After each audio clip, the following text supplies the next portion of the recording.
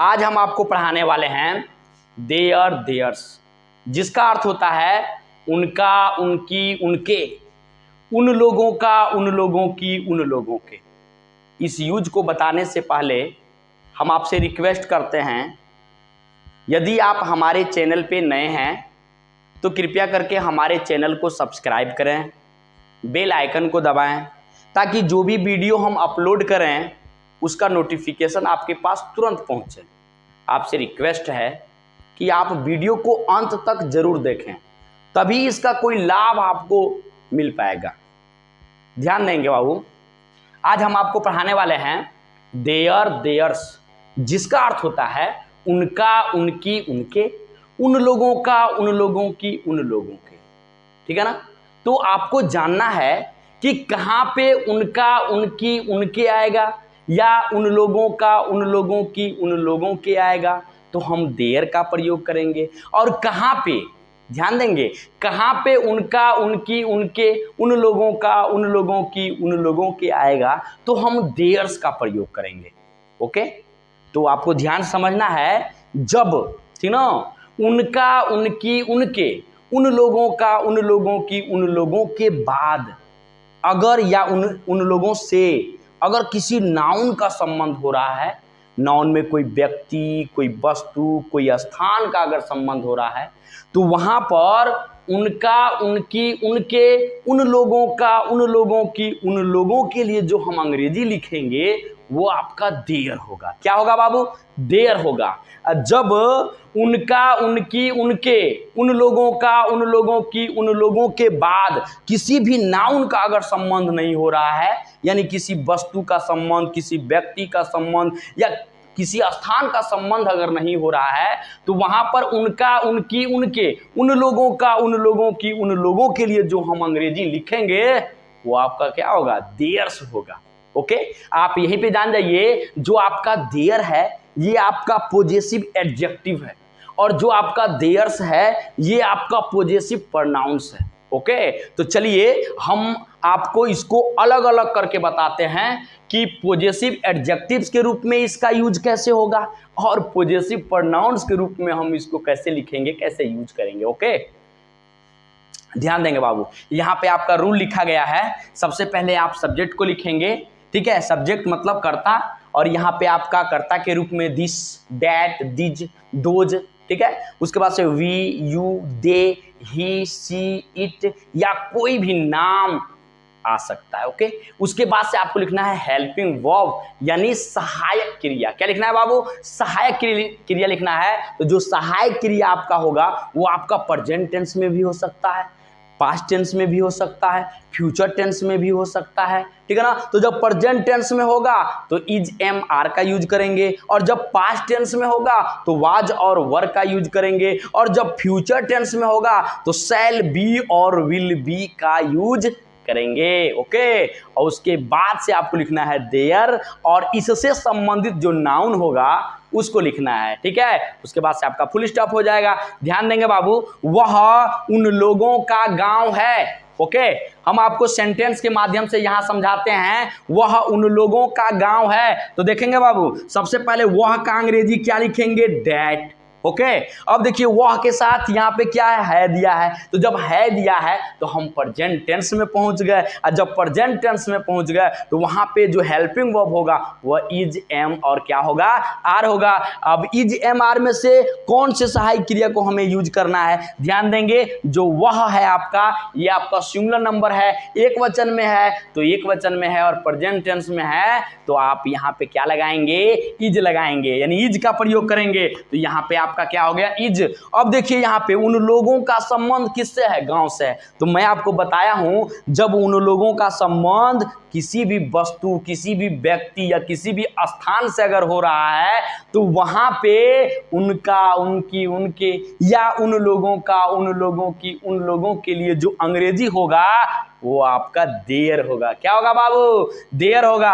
तो यहाँ पे आपका THEIR देयर हो गया। अब देखिए इससे संबंधित क्या है? गांव है ना, तो गांव का अंग्रेजी क्या हो जाएगा? विलेज हो जाएगा। क्या हो जाएगा? विलेज हो जाएगा। उसके बाद से फुल स्टॉप हो जाएगा। यहां ध्यान देंगे बाबू, ये उन लोगों के पेड़ हैं। ओके।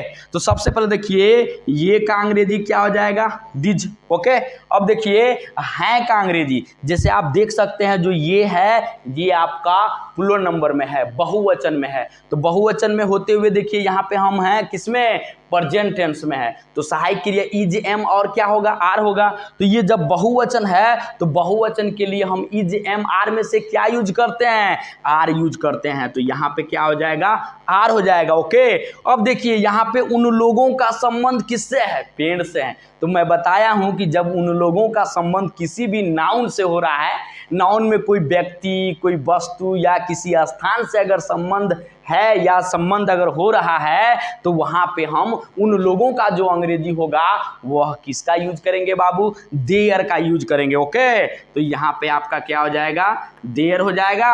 और पेड़ का अंग्रेजी क्या हो जाएगा, ट्रीज हो जाएगा। ओके, TREES, उसके बाद से फुल स्टॉप लगा लेंगे। ओके, अब यहां ध्यान देंगे बाबू,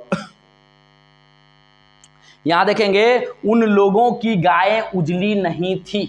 ओके, तो सबसे पहले देखिए यहाँ पे उन लोगों का संबंध किससे है, गाय से है। यहाँ पे जो उन लोगों है ये खुद कर्ता बनकर आ गया। यहाँ पे उन लोगों की गायें क्या है, उजली नहीं थी। ठीक है, तो सबसे पहले उन लोगों का संबंध देखिए गाय से है, यानी किसी नाउन से है। तो जब उन लोगों का संबंध अगर किसी नाउन से हो रहा है तो हम आपको क्या बताए हैं, हम आपको ये बताए हैं कि जो उन लोगों का अंग्रेजी होगा वह आपका देयर होगा। क्या होगा बाबू, देयर होगा। तो यहाँ पे आप क्या लिखेंगे, सबसे पहले आप लिखेंगे देयर। उसके बाद देखिए गाय दिया है तो गाय का अंग्रेजी होता है काऊ। जब हम इसको सिंगुलर से प्लूरल बनाएंगे तो इसमें यस जोड़ेंगे। क्या जोड़ेंगे बाबू, यस।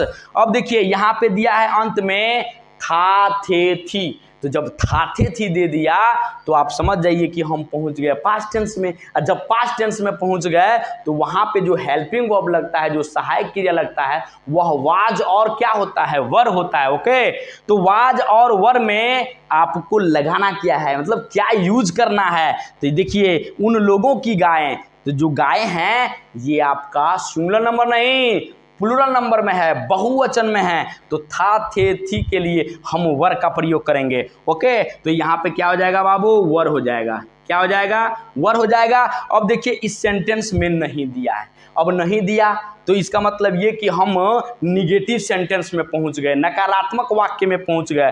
तो नहीं हम कब लगाते हैं, यानी उस सेंटेंस में जो सहायक क्रिया होता है उस सहायक क्रिया के बाद से हम क्या लगाते हैं, नॉट लगाते हैं। तो यहाँ पे आपका नहीं के लिए नॉट हो गया। और उजली, उजली का मतलब सफ़ेद, और सफ़ेद का अंग्रेजी क्या होता है, व्हाइट। तो यहाँ पे व्हाइट हो जाएगा, WHIT। ओके, यहां ध्यान देंगे बाबू, क्या वह उन लोगों का कार था। ओके, देखिए यहाँ पे जो प्रश्न सूचक शब्द क्या है इस सेंटेंस में कहाँ आया है, पहले आया है। तो किसी भी सेंटेंस में अगर प्रश्न सूचक शब्द क्या अगर पहले चला आए तो हम क्या करते हैं, उस सेंटेंस में या उस टेंस में जो सहायक क्रिया होता है उस सहायक क्रिया को हम कहाँ लिखते हैं, पहले। इसका मतलब था थे थी का अंग्रेजी यहाँ पे कहाँ लिखेंगे, पहले।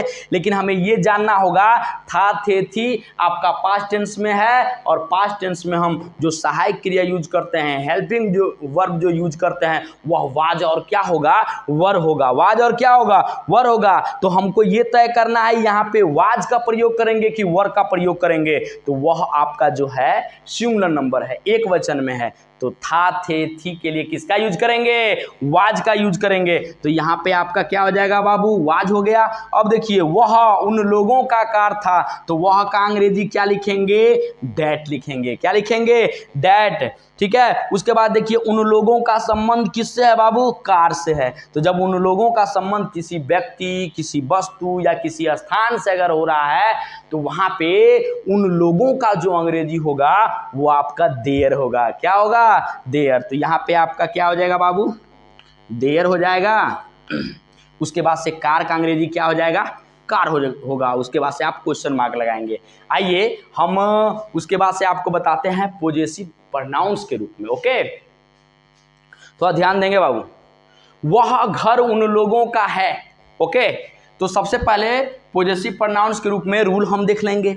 जो सबसे पहले सब्जेक्ट लिखना है, उसके बाद से इससे संबंधित जो नाउन होगा उसको लिखना है, उसके बाद से हेल्पिंग वर्ब लिखना है, यानी सहायक क्रिया इजेमार या वाजवर या शैल बी या विल बी आपको लिखना है, और उसके बाद से आपको क्या लिखना है, देयर्स लिखना है। क्या लिखना है बाबू, देयर्स लिखना है। ओके, यहाँ ध्यान देंगे, वह घर उन लोगों का है। ओके, तो वह घर देखिए एक साथ इसका बोध हो रहा है, तो वह का अंग्रेजी क्या हो जाएगा बाबू, डैट। एक साथ मतलब इंगित हो रहा है, तो वह का अंग्रेजी क्या हो जाएगा, डैट। घर का अंग्रेजी क्या हो जाएगा, हाउस। क्या हो जाएगा, हाउस। देखिए यहाँ पे है दिया है, यानी वह घर आपका सिंगुलर नंबर है, एक वचन में है, तो हम है के लिए इज का यूज करेंगे। किसका यूज करेंगे बाबू, इज का। तो यहाँ पे क्या हो जाएगा, इज। अब देखिए उन लोगों का संबंध यहाँ पे किसी भी व्यक्ति, किसी भी वस्तु या किसी भी स्थान से क्या है, नहीं है। तो हम आपको क्या बताए हैं, हम आपको ये बताए हैं कि जब उन लोगों का संबंध किसी भी व्यक्ति, वस्तु, स्थान से अगर नहीं हो रहा है, तो वहां पे उन लोगों का जो अंग्रेजी होगा वह देयर्स होगा। क्या होगा बाबू, देयर्स होगा। ओके, आगे देखेंगे, यह उन लोगों का नहीं था। कोई भी वस्तु हो सकता है, यह वस्तु उन लोगों का क्या था, नहीं था। तो यहाँ पे दिया है यह उन लोगों का नहीं था, कोई भी वस्तु हो सकता है। तो ध्यान देंगे कैसे आपको यूज करना है। यहाँ पे सबसे पहले यह का अंग्रेजी क्या हो जाएगा बाबू, दिस।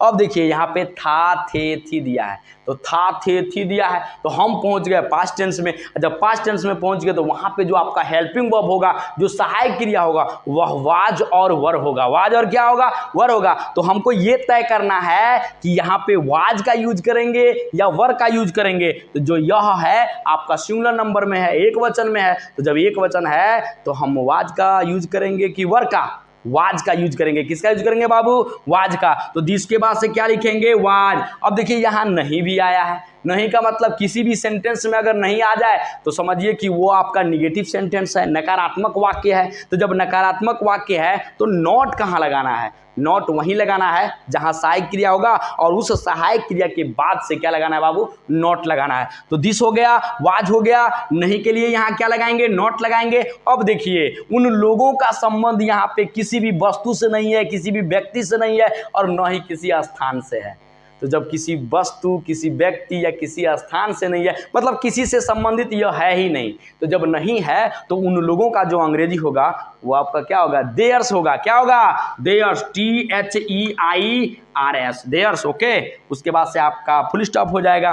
क्या वह बगीचा उन लोगों का था, क्या वह बगीचा उन लोगों का था। तो देखिए क्या पहले आया है, अब यह बगीचा के साथ था, थे, थी का अंग्रेजी क्या होगा, तो हम पास्ट में पहुंच गए। तो जब पास्ट में पहुंच गए तो सहायक क्रिया वाज और क्या होगा, वर होगा। अब जो यह बगीचा है, यह आपका सिंगुलर नंबर में है। यह बगीचा किसमें है, सिंगुलर नंबर में है, एक वचन में है। तो एक वचन के साथ हम वाज और वर में किसका यूज करते हैं, वाज का यूज करते हैं। और यहाँ पे जो प्रश्नसूचक शब्द क्या है, इस सेंटेंस में कहाँ आया है, पहले आया है। तो जब किसी भी सेंटेंस में अगर प्रश्नसूचक शब्द क्या पहले आ जाए तो उस सेंटेंस की जो सहायक क्रिया होती है, यानी हेल्पिंग वर्ब जो होता है, हम उसको कहाँ लिखते हैं, पहले लिखते हैं। ओके, तो यह बगीचा के साथ था, थे, थी के लिए हम वाज का यूज करेंगे। तो सबसे पहले यहाँ पे क्या हो जाएगा बाबू, वाज हो जाएगा। और यह का अंग्रेजी क्या हो जाएगा, दिस। क्या हो जाएगा, दिस। और बगीचा का अंग्रेजी क्या हो जाएगा, गार्डन। क्या हो जाएगा बाबू, गार्डन हो जाएगा। ओके, गार्डन हो गया। अब देखिए उन लोगों का संबंध यहाँ पे किसी भी वस्तु से नहीं है, न कोई व्यक्ति है, न कोई स्थान है। तो यहाँ पे उन लोगों का जो अंग्रेजी होगा वो देयर नहीं, देयर्स होगा। क्या होगा बाबू, देयर्स होगा। तो यहाँ पे आप लिखेंगे देयर्स। क्या लिखेंगे, देयर्स लिखेंगे। उसके बाद से आपका क्वेश्चन मार्क हो जाएगा। ओके, ध्यान देंगे, वे घोड़े उन लोगों के हैं। ओके, तो सबसे पहले वे का अंग्रेजी क्या हो जाएगा बाबू, दोज। घोड़े का अंग्रेजी क्या हो जाएगा, हॉर्सेज, HORSES। ओके, अब देखिए हैं दिया है, जो हैं यानी वे घोड़े आपका प्लूरल नंबर है, बहुवचन में है। तो जब बहुवचन में है तो हैं का अंग्रेजी क्या यूज करेंगे, आर यूज करेंगे। तो यहाँ पे क्या हो जाएगा बाबू, आर हो जाएगा। ओके, क्या हो जाएगा, आर। अब देखिए उन लोगों के साथ यहाँ पे किसी भी नाउन का संबंध क्या है, नहीं है। तो जब संबंध नहीं है तो उन लोगों का जो अंग्रेजी होगा वो आप क्या लिखेंगे, देयर्स लिखेंगे। क्या लिखेंगे, देयर्स लिखेंगे। ओके, उसके बाद से फुल स्टॉप हो जाएगा। आइए देखिए अगला सेंटेंस आपका है, वह कार उन लोगों का होगा।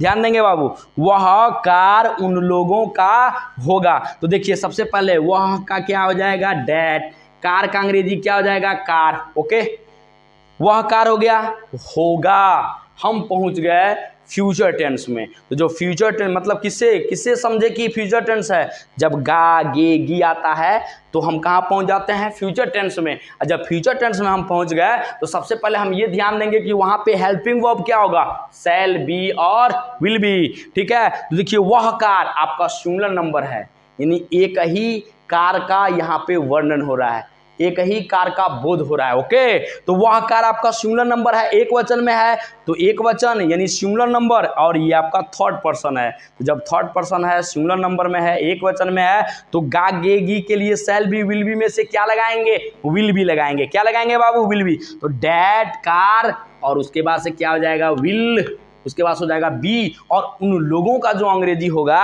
यहाँ पे देयर्स होगा। क्या होगा, देयर्स। क्यों, क्योंकि देखिए उन लोगों का संबंध यहाँ पे किसी भी वस्तु, किसी भी व्यक्ति या किसी भी स्थान से क्या है, नहीं है। तो यहाँ पे आप क्या लिखेंगे, देयर्स लिखेंगे। ओके, क्या लिखेंगे, देयर्स। अब थोड़ा सा ध्यान देंगे, अगर हमारा पढ़ाई और पढ़ाने का स्टाइल और बोलने का तरीका अगर पसंद आए तो आपसे रिक्वेस्ट है कि इसे शेयर जरूर करें, क्योंकि यह विद्या है, यह ज्ञान है, और जितना मतलब दूर तक जाएगा उतना अच्छा रहेगा। आपसे प्लीज़ रिक्वेस्ट है कि इसे शेयर करें, कमेंट करें, लाइक करें, और अगर आपने अभी भी सब्सक्राइब नहीं किए हैं तो प्लीज़ सब्सक्राइब कर दें। ओके।